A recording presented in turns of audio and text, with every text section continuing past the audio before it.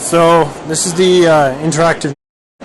I know I've posted a few videos, but I made some changes last night that I guess are more suited towards designers.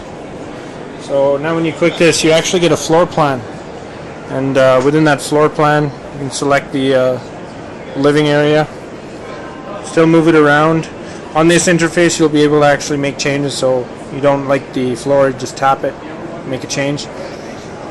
And then when it's time, you can just look around and see what your room looks like. If you've got furniture in your room for designers, you'll be able to actually tap that furniture and get rid of it or replace it with something else. So yeah guys, come down to the Home and Garden Show and check this out yourself.